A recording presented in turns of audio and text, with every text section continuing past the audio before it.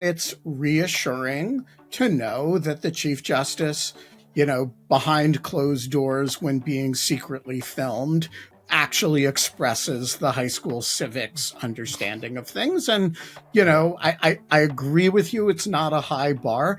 But given what Sam Alito had to say, we should appreciate the fact that it was expressed.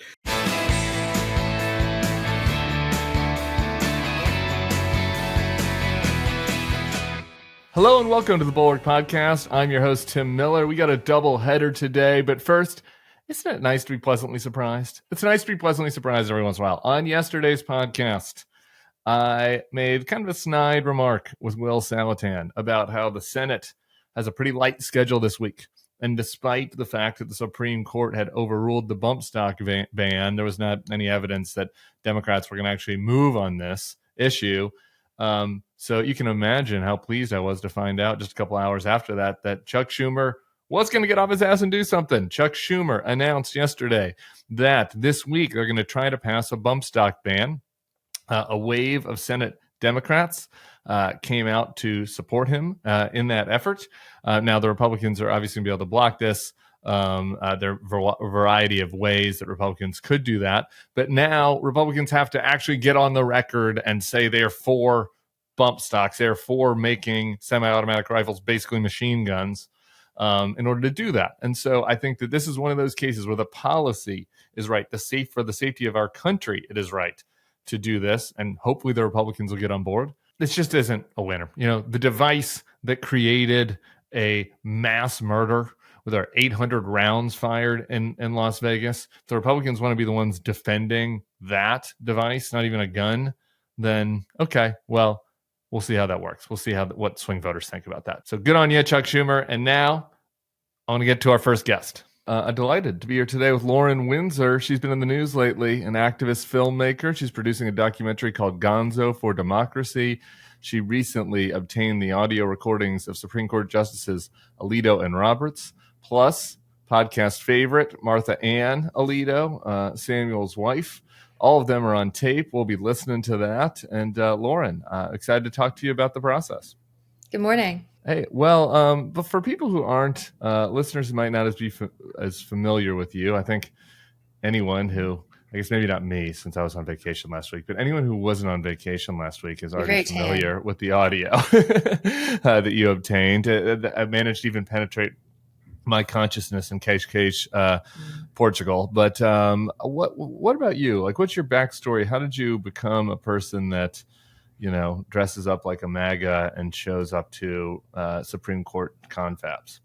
Well, I mean, I'm not sure that I was dressed up that much MAGA at a Supreme Court gala, but, I have started this show, The Undercurrents, in 2012 with the Young Turks. I had come out of the Occupy movement and, launched the web show. For the most part, I was doing straightforward reporting. I was showing up at events and trying to get interviews. So really like run and gun, bird dog reporting. There was some element of undercover work when I was dealing with events that were just impenetrable otherwise. So ALEC conferences, the American Legislative Exchange Council, or Koch brothers conferences. So I broke a big story in 2014 with several hours of audio from the Koch brothers retreat that a source gave me. It wasn't really until 2020. I think I was on the Koch brothers sides back then. So, we were wagging our finger at you. Yeah, that was a huge story because we had all of the Senate candidates on tape. At the time, it was Tom Cotton, Joni Ernst, Cory Gardner. The big story that meant the most to me was the one with Mitch McConnell, because he was talking about the worst day of his life being campaign finance reform. So the McCain-Feingold bill passing. So there was undercover work prior to 2020. It just wasn't as a big of a component to the work that I do. And that really came about because, once the election happened and it was clear that Trump and his cronies were trying to overturn it, then I felt like this is a situation where I really need to go undercover, because people aren't really apt to break out in conversation about their efforts to overturn the election if you're sticking a microphone in their face. So I felt that it was necessary. Yeah, back in 2014, we were actually on dueling sides of secret audio because it was my group that had uncovered the Bruce Braley audio, who was running against Joni Ernst in that cycle, where he said that a farmer shouldn't be running the Judiciary Committee. In retrospect, he might have been right about that. It was a stupid thing to say, but in retrospect, he might have been right. It was very dumb. I remember that comment. All right. Well, I want to kind of talk about the ethics and how you sort of walk the line of undercover video kind of at the end of this. But I think the actual substance is more important. So I want to get into all that first. But before we listen to the audio from the justices, like what's your observations from these types of events of stuff that's not on the tape? I spend a decent amount of time at Turning Point events and at various, kind of MAGA gatherings. And, well, I don't want to project my views onto you. What sense do you get for like kind of the nature of the threat, the nature of the movement, from your time at these events? Well, I wouldn't lump the Alito, the Supreme Court Justice event in with that. It was a nonpartisan event. It wasn't MAGA at all. But when going, you've gone undercover. You've done other stuff with Project Veritas. Oh yeah, for sure. Some of these other groups, yeah. I've gone to many, but please don't conflate me with Project Veritas, and we can talk about that all you want. We can talk about. I have history there, and I don't think that what we do is anywhere in the same ballpark. But going to MAGA events, people are angry, and there is just a lot of, regardless of what anyone tells them about President Trump, former President Trump, regardless of what the evidence that would show otherwise about President Biden's record, people are really firmly entrenched in what they believe. And they do really see it as a holy war and with apocalyptic sort of consequences. We're putting out a story today about Roger Stone, and the first time that I had talked to him was last summer at a teenage Florida Republican conference. And in it, he spoke in very stark terms about this is not a fight between liberals and conservatives or Democrats and Republicans. This is a fight about the godly and the godless, light and dark. And if we lose this battle, America will be plunged into 1,000 years of darkness. And people believe a lot of this.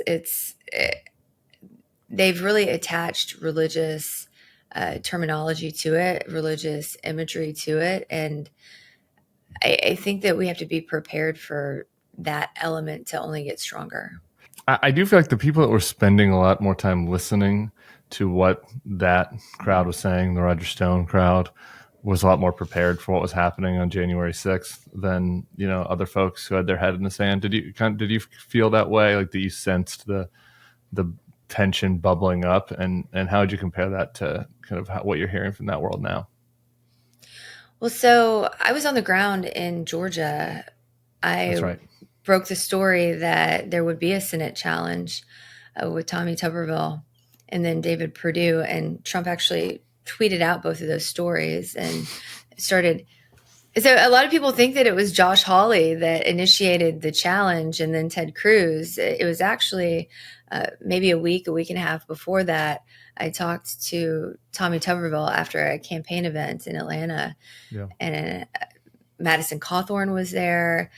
He was up on stage saying, we've got to keep fighting for President Trump. We still have cards on the table. And this was in December. I think it was December 17th. So we're talking about a long time after the election. They're saying still fight.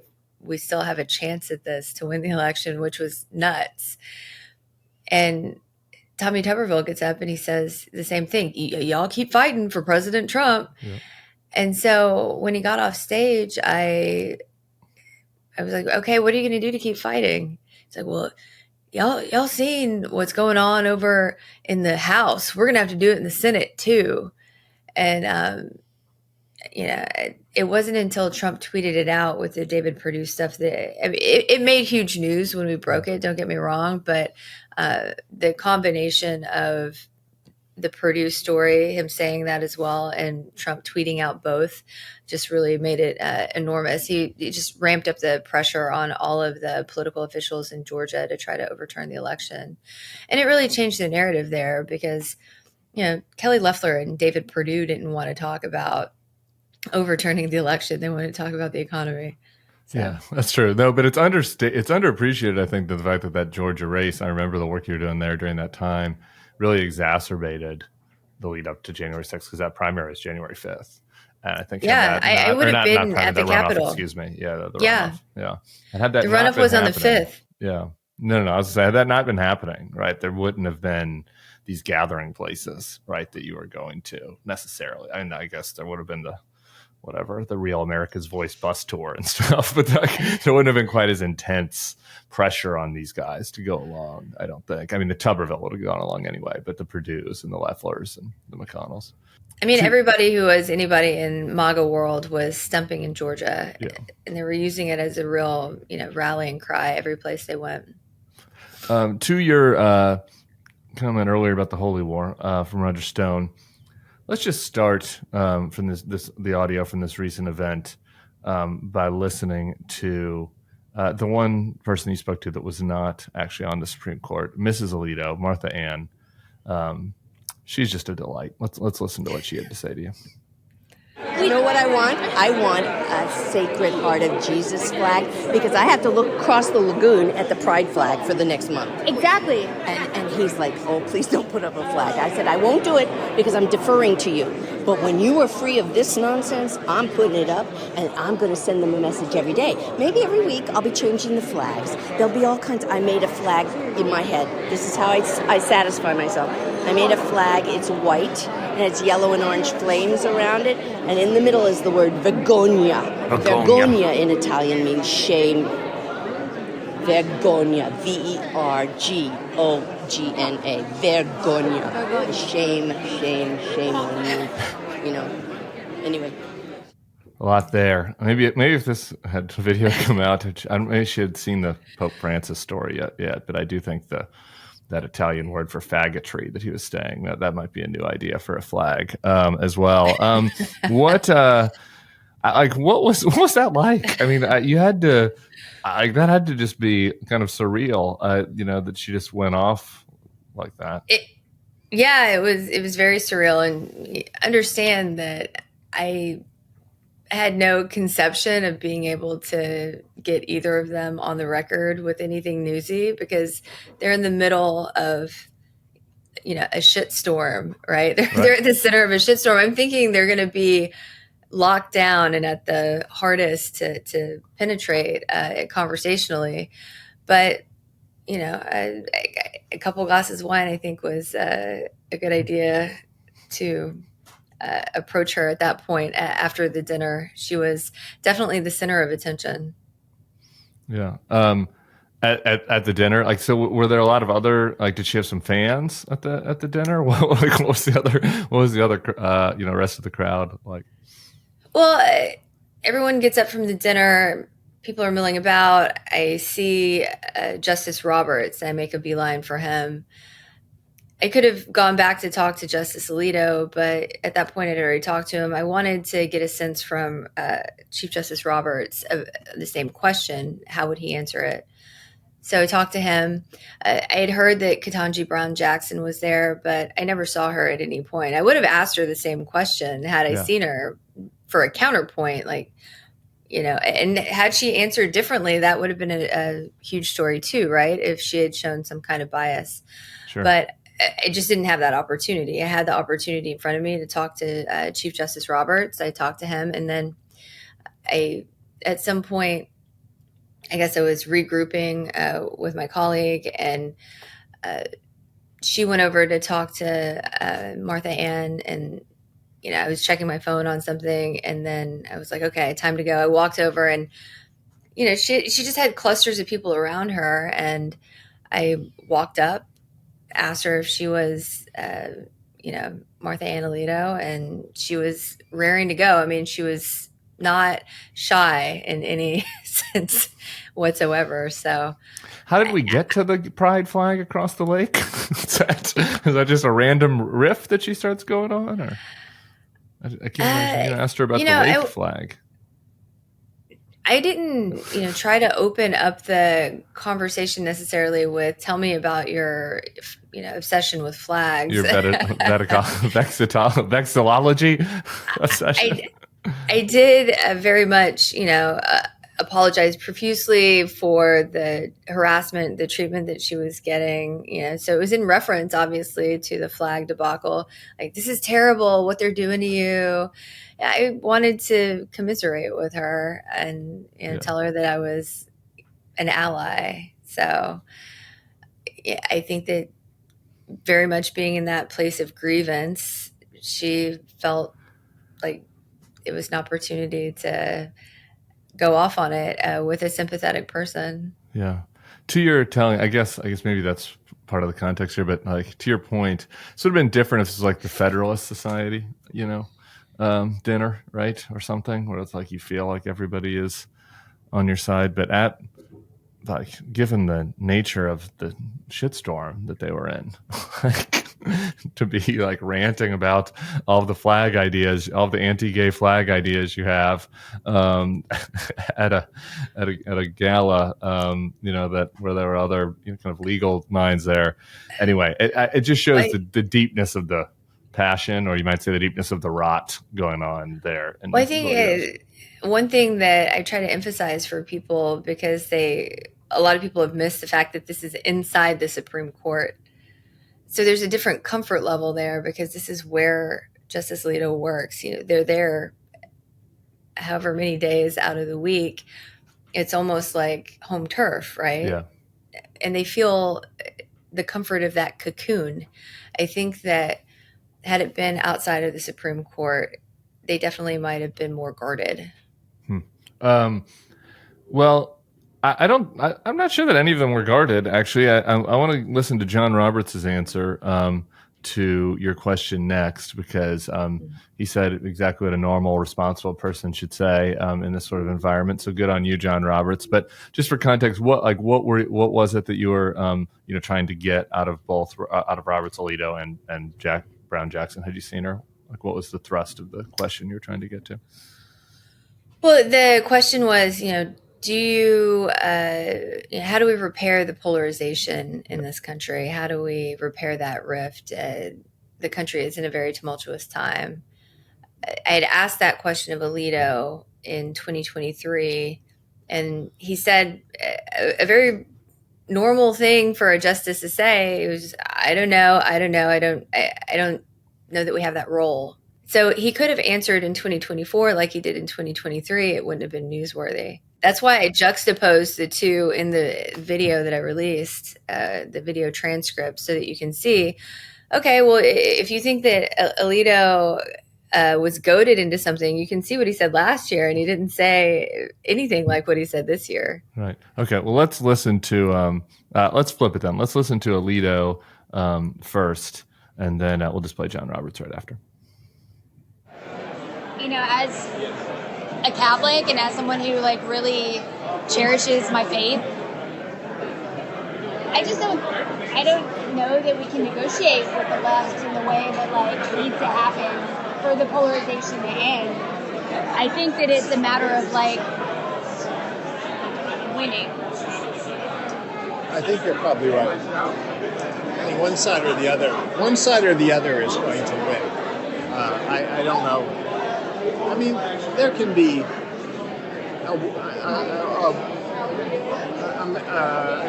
way of working, a way of living together peacefully, but it's difficult, because there are differences on fundamental things that really can't be compromised. Really can't be compromised. So it's not like we're going to split the difference. It's difficult to figure out how to live peacefully, I guess, because some people I don't know, want to be non-binary. I don't understand what's so difficult about that. I guess it is kind of difficult to live peacefully with your neighbors when you're constantly in a flag war with them. Let's listen to what a normal justice would say to that question. Let's listen to John Roberts. But you don't think there's like a role for the court in like guiding us toward a more moral path? No, I think the role for the court is deciding the cases. If I start, would you want me to be in charge of guiding us toward a more moral path? That's for the people we elect. That's not for lawyers. Well, I guess I believe that the founders were godly, like we're Christians, and I think that we live in a Christian nation, and that our Supreme Court should be guiding us in that path. Yeah, I don't know that we live in a Christian nation. I know a lot of Jewish and Muslim friends who would say maybe not. And it's not our job to do that. It's our job to decide the cases as best we can. Well, at least, we have a lot of darkness around here at the Bulwark. At least the Chief Justice of the Supreme Court still understands the point of our classically liberal republic where we have freedom of religion. I mean, the Alito thing, the interesting thing about the Alito thing is he didn't feel like you needed to be pushed that much, really, by you to just go straight there to we're in some sort of internal holy war. Yeah, maybe it was having talked to him the year before, there was a different comfort level. I'm not entirely sure why he was more forthcoming this year. Yeah, I don't know. And I guess this gets into the question of, there have been some folks that criticized you about the tactics, but also just kind of about, is this kind of a leading question? You're meeting somebody at an event and it's like, oh, hey, don't you think we're in a, moral war and that we should be fighting for what's right? That the natural impulse to that is to say, well, yeah. But the problem is that Roberts didn't say, well, yeah. And, I think as Kara Swisher there was a panel about this on Chris Wallace's show on CNN this weekend. And I forget who it was. I think it was a conservative commentator. Placating? Conservative commentators say, oh, yeah, you just placate the questioner a lot of times at these events. And Kara Swisher's like, I don't placate people who come up to me and ask me crazy things. And that feels right. John Roberts didn't say to you, oh, well, I appreciate your views and that's great. No, he's like, no, I'm a Supreme Court justice. It's my responsibility to say we have equal opportunity under the law, no matter what your religion is or your ideology. We're not in a holy war. And Sam Alito went exactly the opposite route. Yeah, I think it's really jarring, the difference. Anyone who claims otherwise, I think, is trying to provide cover for Alito for partisan reasons. I went this route in this story because I felt like, how do you get to the bottom of whether or not a justice has bias towards Trump? Well, asking either of them about Trump or Biden would have probably automatically shut both of them down. It would have been right. Because, and they tell you in the guidance with the event, don't mention anything that has to do with pending business before the court. It's grounds to be expelled from the event. So, and even just not wanting to be expelled, just wanting to be able to have a conversation where you might be able to have a little bit more probing questions. It's really difficult with a Supreme Court justice if you're thinking about it in the terms of, okay, what can I ask them that's going to provide a window into their thinking about the Trump immunity case? Yeah, right. Without asking directly about it. And so it seemed to me that polarization was a convenient stand-in where, our religion and politics in this country are really bound up kind of inextricably. So approaching it from the moral and religious angle with Alito seemed to me like the best chance to get him to answer anything that would be, okay, is he kind of already in the tank for Donald Trump in this immunity question? And I think this provides some window into that. If he's looking at the world in a way of there are some things that can't be compromised and one side has to win, then what does that mean for his decision-making process in his jurisprudence? I think that is an indicator of heavy bias, but that's why I can't really take his defenders seriously, because if Ketanji Brown Jackson had said the same thing, I would have published that too. Again, say what you want. There've been, obviously there've been ideological judges, but say what you want about Scalia. Like, there's a reason that Scalia and RBG had relationships, right? There were times when Scalia ruled against what would have been, kind of the Republican position, because of law, or because of his reading of the Constitution.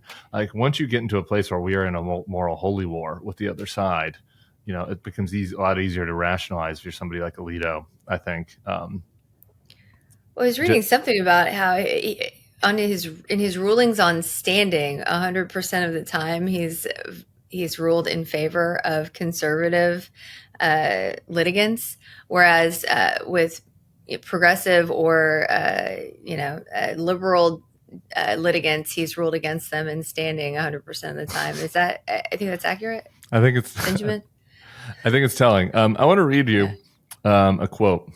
I was going back and reading Sam Alito's speech at Notre Dame 2 years ago. It was kind of got a lot of attention because the quote that got a lot of attention from that speech was he was mocking European leaders who were critical of the court's decision on Roe. But there's another quote that I think is more telling here. He said this: "Religious liberty is under attack in many places because it's dangerous to those who want to hold complete power. It also probably grows out of something dark and deep in the human DNA, a tendency to distrust and dislike people who are not like ourselves." Wow. I mean, that's kind of like after the quotes from Alito, from Martha Ann and Samuel Alito to you, are just the textbook definition of projection in that quote, that they have something dark and deep in their DNA, that they distrust and dislike people that are not like them, and they're going to try to take it out on them. Well, I was shocked listening to her rant about Vergonia. In the moment, it was pretty intense, let's just say. Like, the enthusiasm she had for creating this flag that would shame her neighbors for being gay.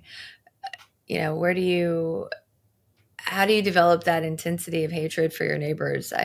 It's really, and proclaim to be a Christian. It's mind-boggling. It's disturbing. And proclaim to have a person that lays next to you at night be unbiased in his rulings about laws that will impact all of us. It's deeply concerning. Okay, on to the tactics question, then I'll let you go. So you mentioned earlier, don't compare me to Project Veritas. Some people are going to do that. So, always. how do you see what you're doing as different from the Undercover, Charlie Kirk sting videos, besides maybe their deceptive editing, which they do? Well, besides the deceptive editing, I really first and foremost try to. I think I've only ever gone undercover with public figures. Only time I would publish anything on someone who is, more of a civilian, with Mrs. Alito, for example, normally wouldn't be someone I would go after, but she's married to a Supreme Court justice, and he thrust her into the political world by blaming her for the flags in the first place. So because she was already in the public spotlight, that to me made it fair game in that particular situation. But, I look at targets of Project Veritas and James O'Keefe, and most of them are mid-level managers, people who might be interns on a campaign.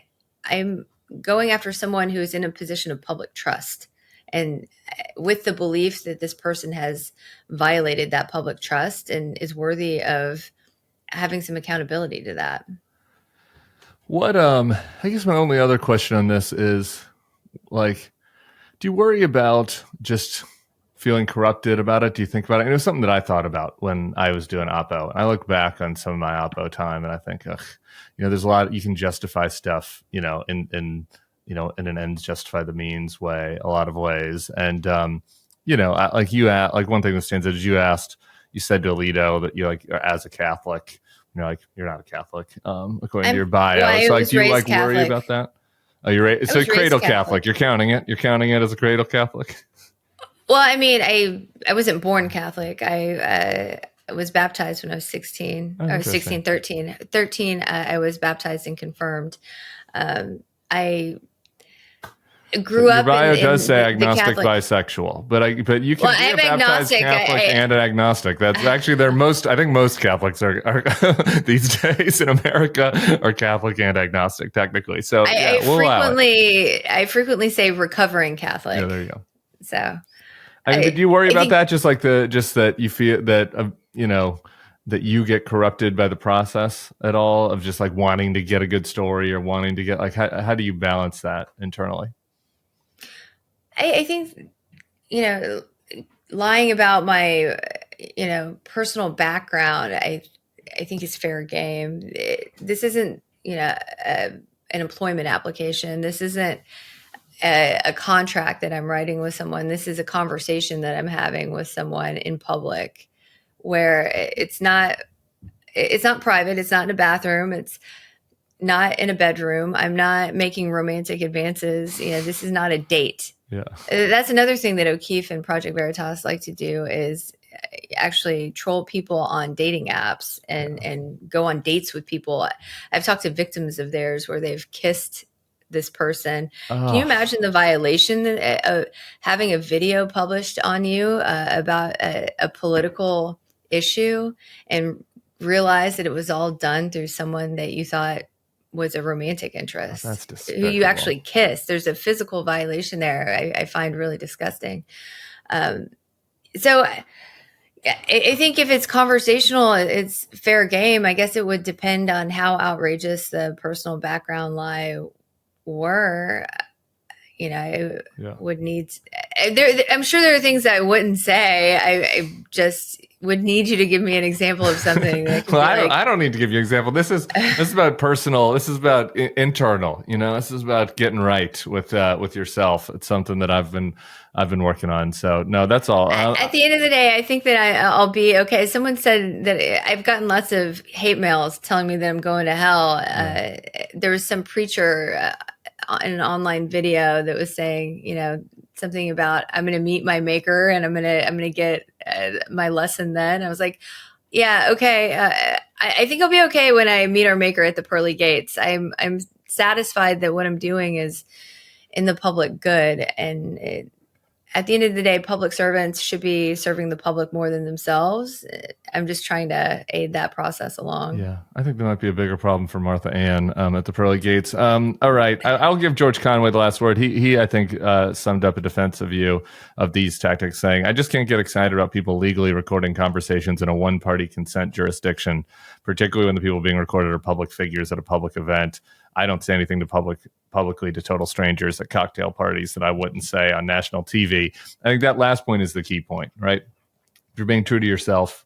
And in this case, I think Samuel Alito probably would have said what he said to you on national TV because it's not too far away from what he said in that Notre Dame speech. And I think that's the key element of all this, and what just should be focused on is the concerns about having somebody with that worldview on our highest court. Any final thoughts for us, Lauren?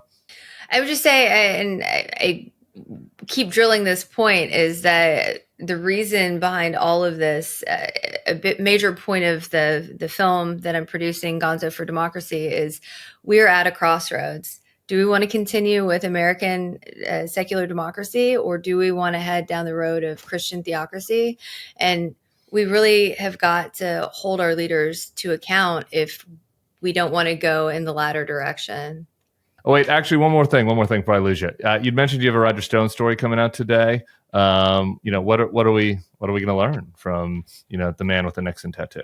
So I spoke with him on a couple of occasions. We discussed the first one from 2023, 2024. It was a Catholics for Catholics event, evening of prayer for Trump at Mar-a-Lago. He was there with Mike Flynn.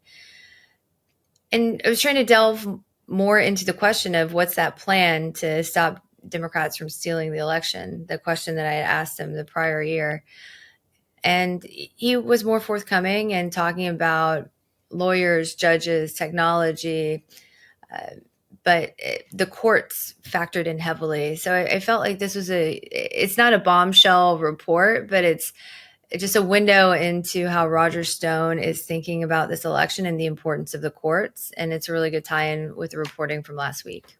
Look forward to reading that and hearing what Roger said. I do think Catholics for Catholics, Roger Stone is a famous swinger.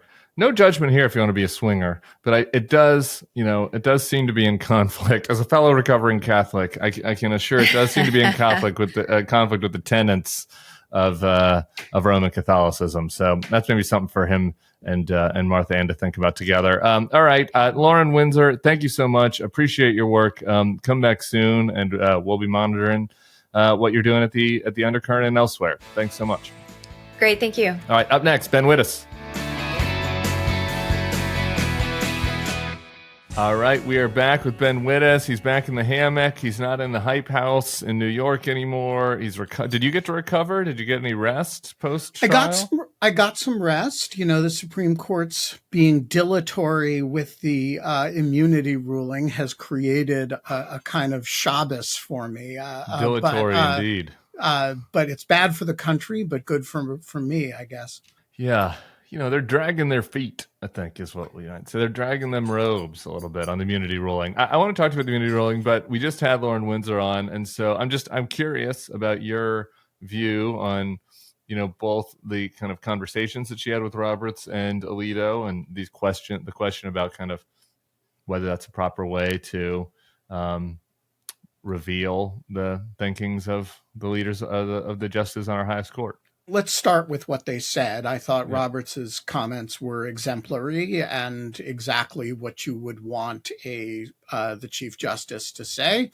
Yeah. And by the way, I don't think it's that high of a bar that all 9 justices just answer that question like John Roberts did. Right. I mean, it's pretty much like the fundamental thing about America. It's like the fundamental thing about America is that people get to have different religion, people get to have different views, and we live together in harmony. And all the law does is make sure that people's rights are accommodated, no matter what their views are. And if they're not accommodated, that people are held accountable. Like that, like it's pretty basic. It's like first year law. Is it even first year law school? It's like high school. No, it's high school civics. Yeah. And it's reassuring to know that the Chief Justice, behind closed doors when being secretly filmed, actually expresses the high school civics understanding of things. And, I agree with you. It's not a high bar.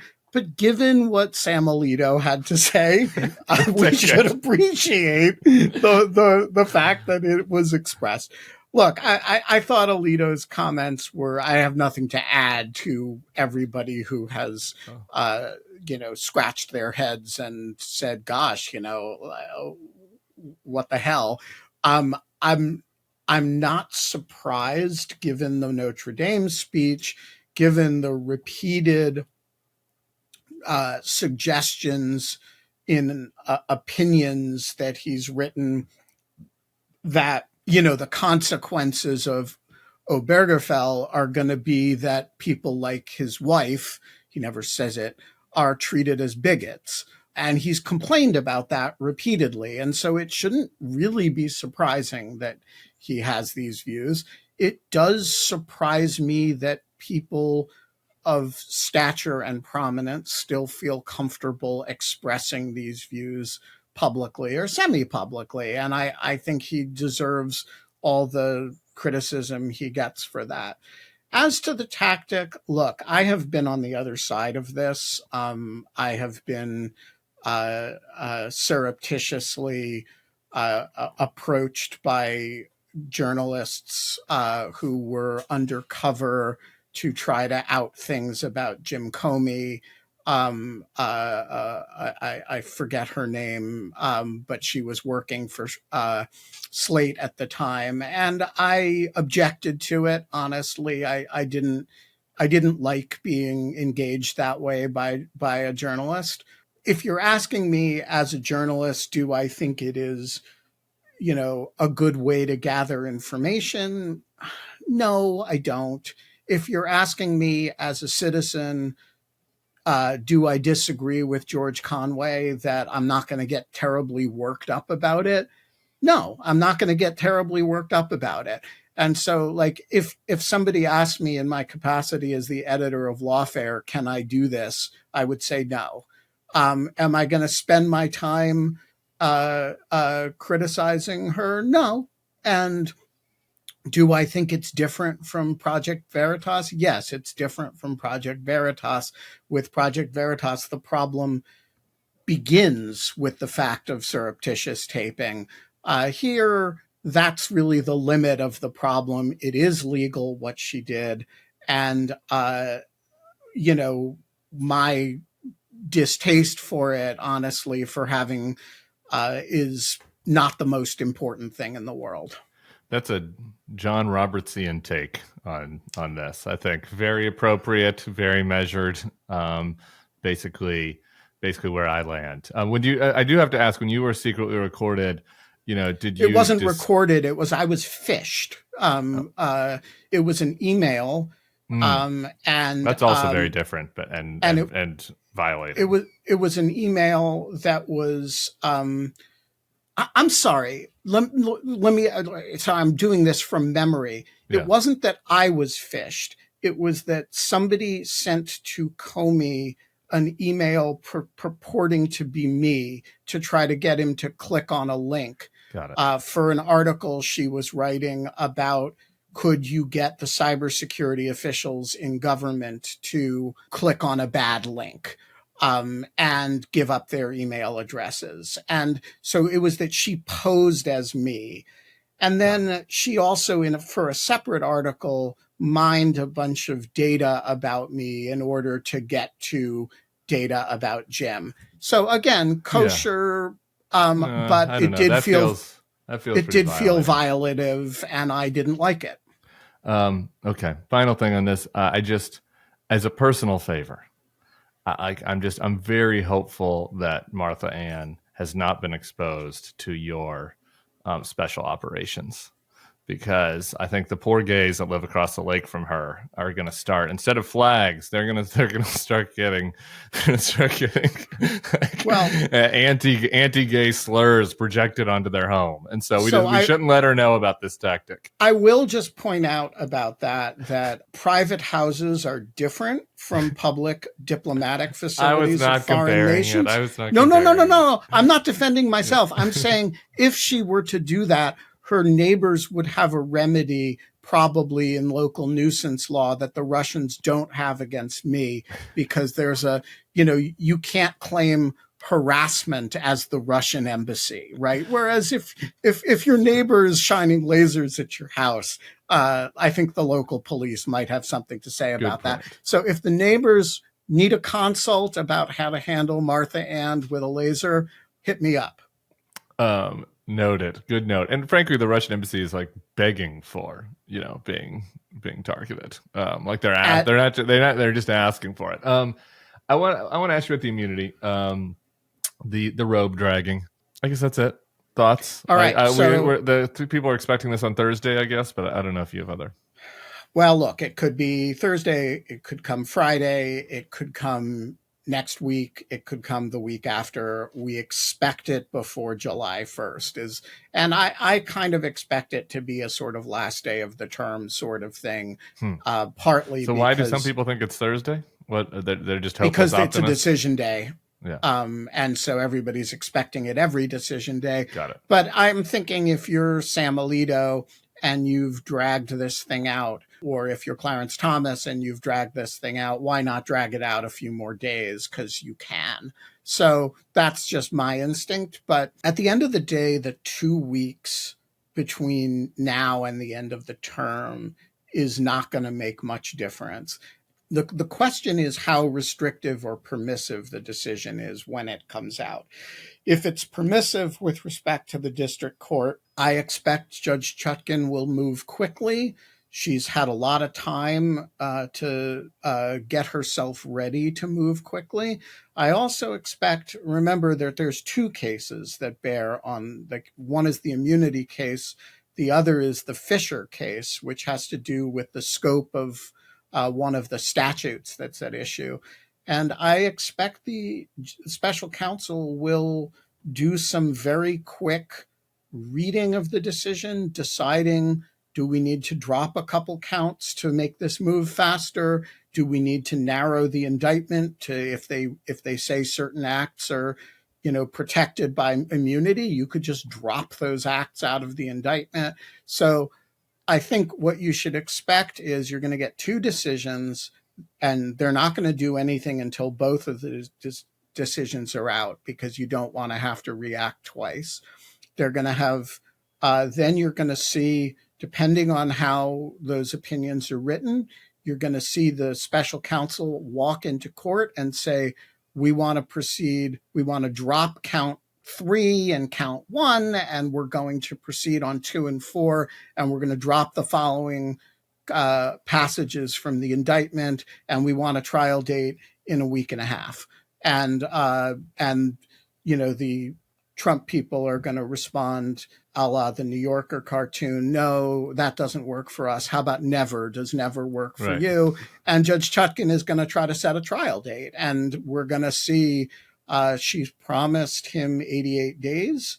We'll see if she decides to stick with that promise or if she moves ahead faster. But I think, people are going to be surprised at how fast this moves once she has a green light, assuming she gets a green light. Well, the host of the Bulwark podcast is certainly kind of surprised. I've chalked it by that take. I've chalked this up. 88 days after July is the end of September. She's really going to hold this trial 1 month before the election. So remember, she can argue legitimately. She was prepared to hold it in May, right? The reason this trial has been delayed is because of the Trump request to have this stayed and appealed. The delay is entirely at Trump's request. So I think she's going to, I have seen no indication from Judge Chutkan that she does not have a fire under her butt about this. Back to the decision side of things, I'm not asking you to be a predictor of what, I guess, who are the swing votes on this? Roberts and Coney Barrett and Coney Barrett. Yeah. So I guess, why don't you just break that down for us? What is kind of expected on how the court is going to break down on the immunity ruling? So I think there are, as best as I can tell, 0 votes for the hard version of immunity. Even Justice Alito at the oral argument did not entertain the most extravagant claim of immunity. So assume there are some that the president can just drone, that Joe Biden can just drone Donald Trump, that Alito's like, no, I draw the line at droning your political opponents. Got it. So I think there will be 9 votes for the idea that there is not absolute immunity for everything. And so there will be, I think, 2 or 3 votes for the idea minimum that there is no immunity for anything. And so then the question is, in this group of that would believe that there is some immunity for official acts, how do they treat the allegations in the indictment with respect to whether they are or are not official acts? Do they say there's absolute immunity for official acts? Do they say there's some qualified immunity for official acts? And how do they define the official acts? Now, Amy Coney Barrett, whose performance at oral argument was terrific. She was a real grown-up and very serious. At one I think point, Trump thought he was getting Eileen Cannon with Amy Coney Barrett. And she's not exactly been our progressive listeners' idea of a model justice, probably, but she's not. She was a model justice in this oral argument. It was a very serious performance, and she actually walked counsel for Trump through a series of allegations in the indictment and said, is this official or non-official? And he conceded that a lot of it were non-official. And so I think you could imagine 5 or 6 votes for saying, there's some form of immunity for official acts. We remand it to the district court to decide which are the official acts in here. And some group of them saying, but clearly a lot of this is not. And then Jack Smith would have to decide, do you just purge the indictment, file a superseding indictment that's purged of a lot of the stuff that's plausibly official? There's not that much in there that's plausibly official. Maybe the stuff about firing the attorney general, replacing him with Jeff Clark, those are official acts, right? The stuff about calling Brad Raffensperger and leaning on him to change votes in your favor, you're not doing that in your capacity as president. You're doing that in your capacity as a candidate for president, right? And so I think there's a lot of that indictment that survives comfortably if you adopt a reasonable definition of official acts. And I'm pretty confident that neither John Roberts nor Amy Coney Barrett, I would have said until oral argument, Brett Kavanaugh too, but after oral argument, I'm not confident about Kavanaugh. I am confident that the other two are not going to adopt a definition of an official act that swallows all of human behavior. Yeah, I was going to ask you, so if there were a sixth, it would be Kavanaugh. Or Gorsuch, I suppose. Yeah. But I think both of them were kind of troublingly broad in their conception of the matter. I wouldn't count on either of their votes for something reasonable right now. One last thing on this. So it's remanded back to Cannon, or excuse me, Chutkin. Very different. But doesn't that also extend this, because it creates a period of, Jack Smith's got to decide what is, official, what's not. The defense can then, object, right? Like, doesn't that create a lot more churn potentially if it's a complex ruling? It creates more churn if Jack Smith decides to defend the indictment as written. Got it. But you could imagine a version of this indictment that was stripped down to the bare facts that do not raise any of the concerns that the Supreme Court identifies, that are just purged of that stuff. And, now you can't do that. You can't describe that until you get the Supreme Court ruling, but you can bet your butt that Jack Smith's office has anticipated a variety of options and rewritten, drafts of the indictment in order to accommodate various ways that the Supreme Court could proceed. All right, a couple other things real quick before I lose you. The Steve Bannon has got to report to prison here, barring some last-second intervention in the next 13 days. Not that I'm counting. He has a podcast. I don't know if you knew that. He got an interesting phone call yesterday. Let's play that for you. Hey, Carrie, hang on for 1 second. I got a call from someone I got to take. Just hang on. Okay. Hey, Mr. President, I'm live on TV. Can I call you back? I'll call you back, sir. Thank you. Call you back, sir. Carrie, go ahead, continue on. Your favorite person. My favorite people. I think he was commenting. I think he's commenting on your last segment. No. My favorite people: Carrie, Steve, and Don. I don't think George Bush was calling Scooter Libby. I don't think that Obama was calling Bill Ayers. It's pretty this stuff just does fly under the radar. We've come to accept this. It's pretty insane. Steve Bannon's supposed to go to jail in 12 days, and the Republican nominee's just chatting him up. I was sitting in back of Donald Trump one day during the New York trial, and this guy walks in as part of the retinue of, people sitting in back of him. Yeah. And looks like a fucking mobster. Yeah. And he's got two pinky rings the size of my fist. Okay. And I'm like, who is this guy? He looks like he just walked off the set of, The Sopranos or something. It's not Boris Epshteyn. It's not, but no. I know what Boris he also Epshteyn looks like he could be on the side of the Sopranos. No, this guy is way more mobster.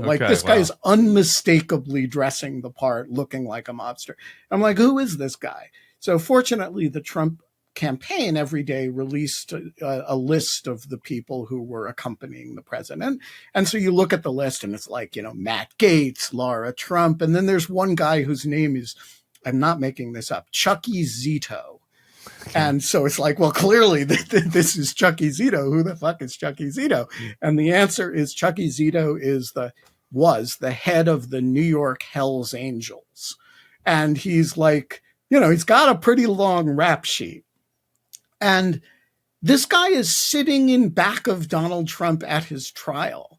And, this is right around the same time that Trump goes to do that event in the Bronx. And there are, look, he unapologetically hangs around with criminals, and he is a criminal. And he's not, he's kind of running.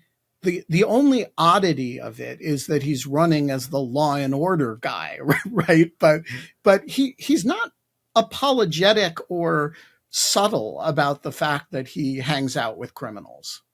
No, and on this point, other news today is the other man I mentioned, Boris Epshteyn, guy we know, guy hung out with the green rooms a lot. He is, been called Trump's wartime consigliere. He's being arraigned today in Arizona on the Arizona election interference charges. I do think that it has to have some impact on this operation, that so many of these guys are in court. It's not just Trump that's in court. That's correct. Epstein's prosecution in Arizona. Rudy Giuliani has one, of course, in Georgia and in Arizona.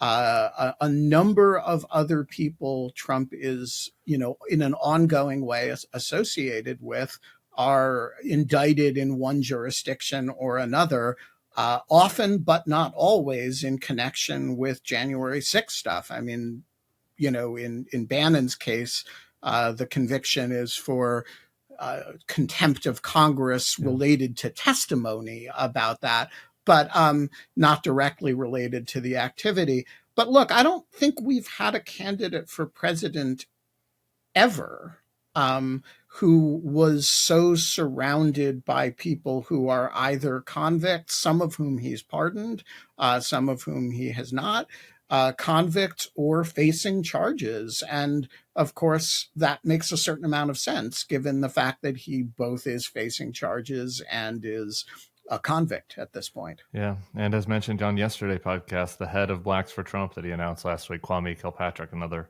convict that he commuted. Okay. I wanted to get to the lawfare piece. The self-pardon question is coming. I think that's a very interesting question, but it merits more time than we have. So the next time we're together, we'll discuss that. I'll put it in the show notes. People can read it and have a little prep homework as we discuss the hellscape that might be a Donald Trump 2.0, where everybody debates whether he can pardon himself for all of his crimes. Hopefully we don't ever get there. Ben Wittes, I always appreciate you. Dog Shirt Daily on Substack, Lawfare, Brookings Institution. We'll be seeing you soon, brother. Take care. All right, we'll be back here tomorrow with a heavyweight. So we'll see you all then. Peace.